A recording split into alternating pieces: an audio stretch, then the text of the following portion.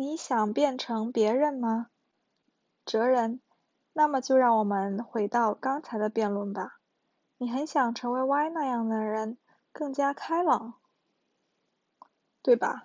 青年，但是先生您已经明确说明这是很困难的了。实际上也是如此，我也只是想为难一下先生才提出这样的问题。其实我自己也知道不可能成为那样的人。哲人，你为何会这样认为呢？青年，很简单，这是因为性格有别，或者进一步说秉性不同。哲人，哦，青年，例如先生您与如此多的书籍相伴，不断的阅读新书，不断的接受新知识，就可以说知识也是会不断的积累。书读的越多，知识量也就越大，掌握了新的价值观，就会感觉自己有所改变。但是先生，很遗憾的是，无论积累多少知识，作为根基的秉性或性格是绝对不会变。如果根基发生了倾斜，那么任何知识都不起作用，原本积累的知识也会随之崩塌。等回过神来，已经又变回了原来的自己。阿德勒的思想也是一样，无论积累多少关于他学说的知识，我的性格都不会改变。知识只是作为知识被积累的，很快就会失去效用。哲人，那么我来问你，究竟为什么想要成为 Y 那样的人呢？Y 也好，其他什么人也好，总之你想变成别人，其目的是什么呢？青年，又是目的的话题吗？刚才已经说过了，我很欣赏 Y，认为如果能够变成他那样就会很幸福。哲人，你认为如果能够像他那样就会幸福，也就是说你现在不幸福，对吗？哲人，啊，青年，哲人，现在你无法体会到幸福，因为你不会爱你自己，而且为了能够爱自己，你希望变成别人，希望舍弃现在的自我，变成像 Y 一样的人。我这么说没错吧？青年，是的，的确如此。我承认我很讨厌自己，讨厌像现在这样与先生您讨论落伍哲学的自己，也讨厌不得不这样做的自己。哲人，没关系，面对喜不喜欢自己这个话题，能够坦然回答喜欢的人几乎没有。青年，先生您怎么这样呢？喜欢自己吗？哲人，至少我不想变成别人，也能悦纳目前的自己。青年，悦纳目前的自己。哲人，不是吗？即使你再想变成 Y，也不可能成为 Y。你不是 Y，你是你就可以了。但是这并不是说你要一直这样下去。如果不能感到幸福的话，就不可以一直这样，不可以止步不前，必须不断向前迈进。青年，您的话很严厉，但非常有道理。我的确不可以一直这样，必须有所改进。哲人，我还要再次引用阿德勒的话，他这么说：重要的不是被给予了什么，而是如何利用被给予的东西。你之所以想成为或变成 Y 或者其他什么人，都是因为你只一味地关注着被给予了什么。其实你不应该这样，而是应该把注意力放在如何利用被给予的东西这一点上。你的不幸皆是自己选择的。青年，不，这不可能。哲人，为什么不可能？青年，本人拥有富裕而善良的父母，也有人拥有贫困而恶毒的父母，这就是人世。此外，我本不想说这样的话，但是这个世界本来就不公平，人种、国籍或者民族差异依然是个难以解决的问题。关注被给予了什么，也是理所当然的事情。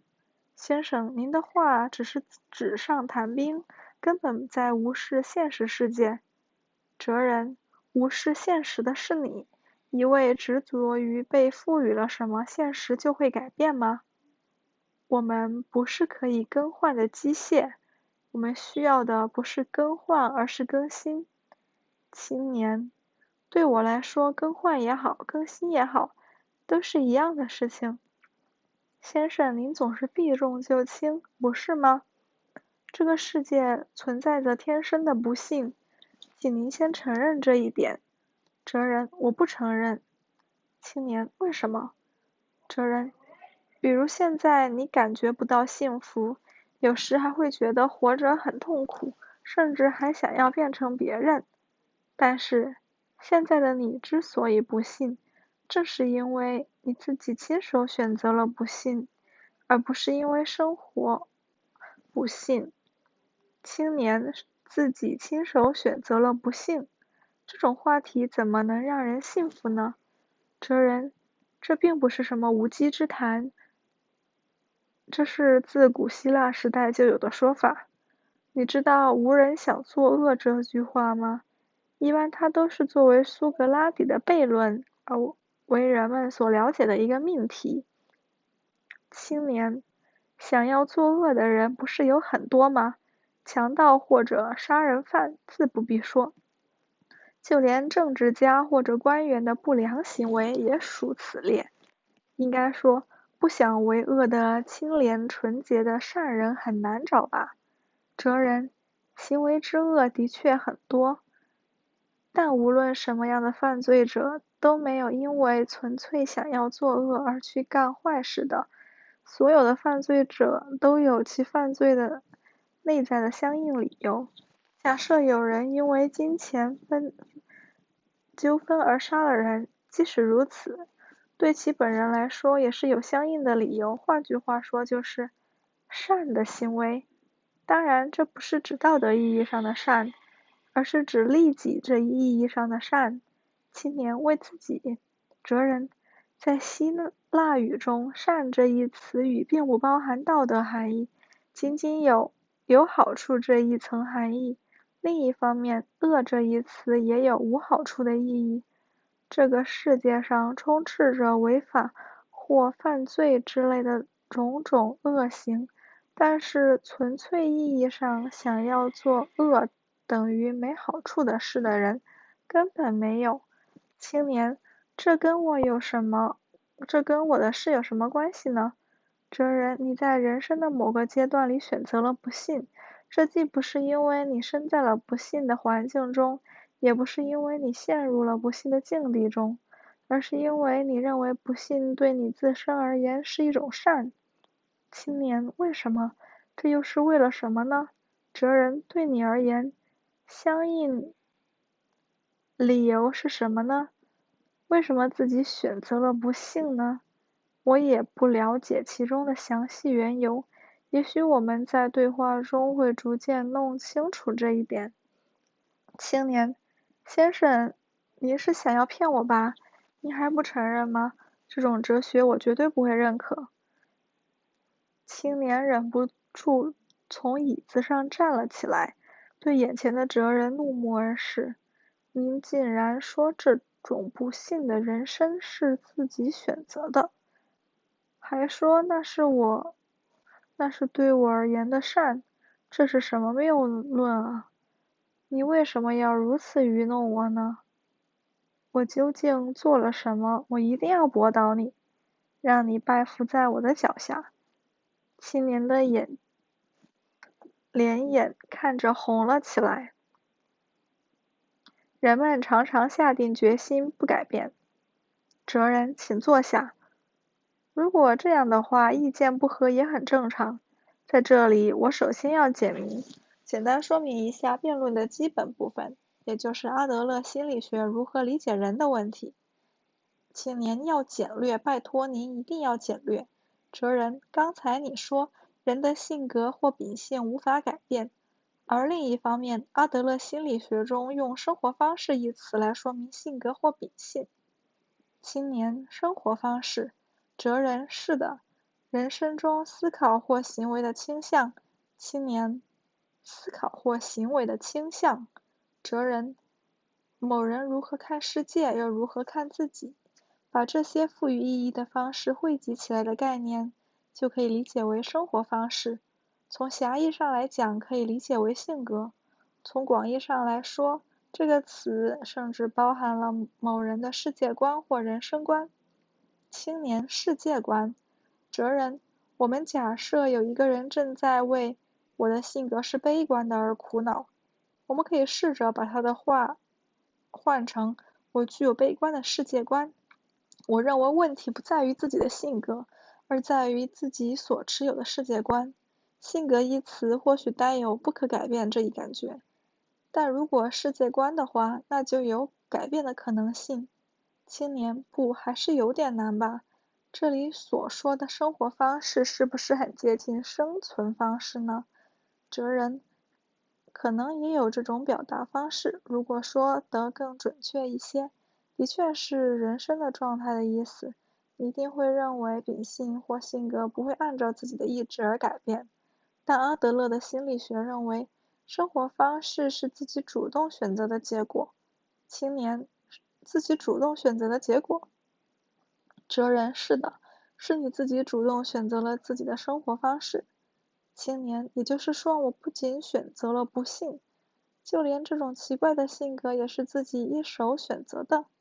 哲人，当然。青年，哈哈，无论怎么说，您这种论调都太勉强了。当我注意到的时候，我就已经是这种性格了，根本不记得有什么选择行为。先生，您也是一样吧？可以自由选择自己的性格，这不是无稽之谈吗？哲人，当然，并不是有意的选择了这样的我，最初的选择也许是无意义的行为，并且在选择的时候，你再三提到外部因素，也就是人种、国籍、文化或者家庭环境之类的因素也会产生很大的影响。即便如此，选择了这样的我，还是你自己。青年，我不明白您的意思，到底在什么时候做了选择呢？哲人，阿德勒心理学认为大约是在10岁左右的时候。青年，那么退100步，不，退200步。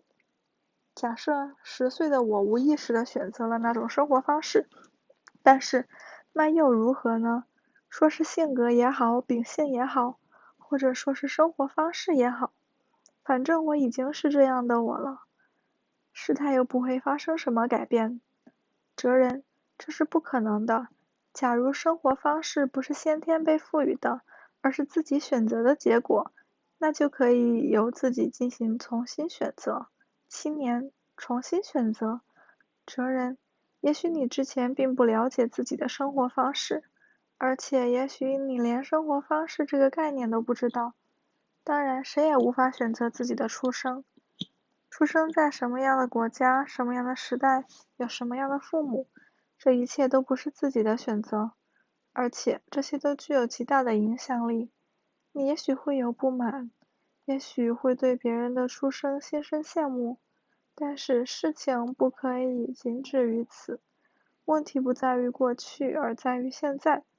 现在你了解了生活的方式，如果是这样的话，接下来的行为就是你自己的责任了。无论是继续选择与之前一样的生活方式，还是重新选择新的生活方式，那都在于你自己。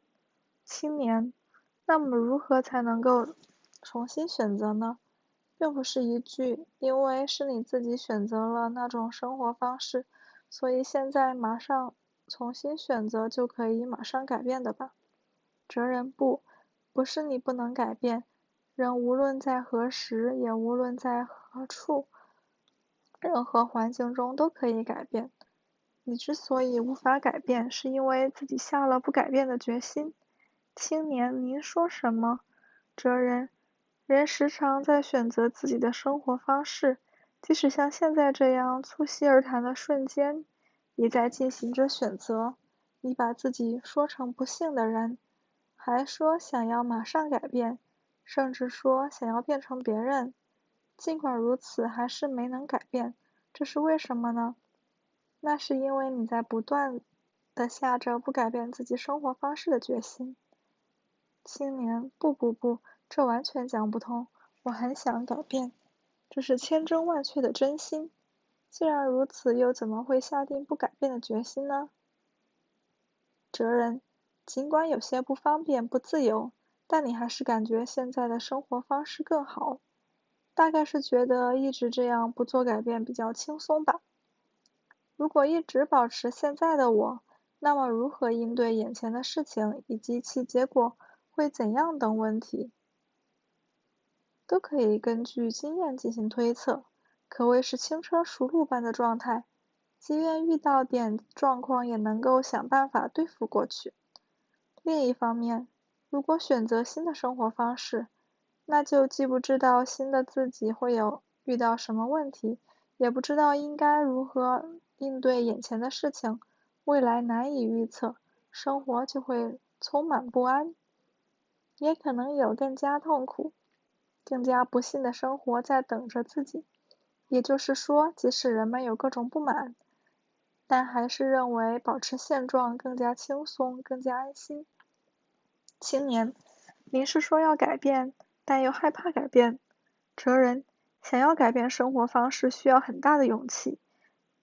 面对变化产生的不安与不便带来的不满，你一定是选择了后者。青年，现在您又用了勇气这个词啊。哲人，是的，阿德勒心理学就是勇气心理学。你之所以不信，并不是因为过去或者环境，更不是因为能力不足，你只不过是缺乏勇气，可以说是缺乏获得幸福的勇气。你的人生取决于当下。青年，获得幸福的勇气。哲人，还需要进一步说明吗？青年，不，请等一等，我好像有点乱了。首先，先生您说世界很简单，它之所以看上去复杂，是因为我的主观作用。人生本来并不复杂，是我把人生弄得复杂了，故而很难获得幸福，您是这个意思吧？而且，您还说应该立足于目的论，而不是弗洛伊德的原因论，不可以从过去中找原因，要否定精神创伤。人不是受过去原因支配的存在，人是为了达到某种目的而采取行动的，这些都是您的主张吧？哲人，是的。青年，并且您还说目的论的一大前提就是人可以改变，而人们时常在选择着自己的生活方式。哲人，的确如此。青年，我之所以无法改变，正是因为我自己不断下定不要改变的决心。我缺乏选择新的生活方式的勇气，也就是缺乏获得幸福的勇气。正因为这样，我才会不信。我以上的理解没有错吧？哲人，没错。青年，如此一来，问题就变成了怎样才能改变生活方式这一具体策略。这一点您并未说明。哲人，的确。你现在应该做的是什么呢？那就是要摒弃现在的生活方式的决心。例如，您刚才说，如果可以变成 Y 那样的人就能够幸福，但像这样活在如果怎样怎样之类的假设之中，就根本无法改变。因为如果可以变成 Y 那样的人，正是你为自己不做改变找的借口。青年，为不做改变找的借口。哲人，我有一位年轻朋友，虽然梦想成为小说家，但是却总写不出作品。他说是因为工作太忙，写小说时间非常有限，所以才写不出作品，也未参加过任何的比赛。但真的是如此吗？实际上，他也是想通过不去比赛这一方式来保留一种如果做的话我也可以的可能性，既不愿意出去被人评价，更不愿意去面对因作品拙劣而落选的现实。他只想活在只要有时间我也可以，只要环境具备我也能写，自己有这种才能之类的可能性中。或许再过5年或者10年，他又会开始使用已经不再年轻或者已经有了家庭之类的借口。青年，他的心情我非常了解。哲人，假若应征落选也应该去做，那样的话或许能够有所成长，或许会明白应该选择别的道路。总之，可以有所发展。所谓改变现在的生活方式就是这样。如果一直不去投稿应征，那就不会有所发展。青年，梦也许会破灭啊。哲人，但那又怎么样呢？应该去做，这一简单的课题摆在面前，但却不断地扯出各种不能做的理由。你难道不认为这是一种很痛苦的生活方式吗？梦想着做小说家的他，正是自己把人生变得复杂，继而难以获得幸福。青年，太严厉了，先生的哲学太严厉了。哲人，或许是猛性药，青年的确是烈性药。哲人，但是如果要改变对世界或自己的看法，就生活方式，就必须改变与世界的沟通方式，甚至改变自己的行为方式。请不要忘记，必须改变的究竟是什么？你依然是你，只要重新选择生活方式就可以了。虽然可能是很严厉的道理，但也很简单。青年，不是这样的，我所说的严厉不是这个意思。听了先生您的话会让人产生精神创伤不存在，与环境也没有关系，一切都是自身出了问题，你的不幸全都因为你自己不好，这类的想法，感觉就像之前的自己被定了罪一般。哲人，不是定罪。阿德勒的目的论是说，无论之前的人发生过什么，都对今后的人生如何度过没有影响。决定自己人生的是活在此时此刻的你自己。青年，您是说我的人生取决于此时此刻？哲人，是的，因为根本不存在于过去。青年，好吧。先生，我不能完全同意您的主张，我还有很多不能接受和想要反驳的地方，但同时您的话也是值得思考，而且我也想要进一步学习阿德勒心理学。今晚我就先回去了，下周什么时候再来打扰您？今天若要继续下去，我的脑袋都要炸了。哲人，好的，你也需要一个人思考的时间，我什么时候都在这个书房里，你随时可以来。谢谢你今天的到来，我期待着我们下一次辩论。青年，最后我还要说一句，今天因为辩论太过激烈，所以我也许说了一些失礼的话，非常抱歉。哲人，我不会在意的，你可以回去读一读柏拉图的对话篇，苏格拉底的弟子们都是在用非常直率的语言和态度，在与苏格拉底进行讨论。对话原本就应该这样。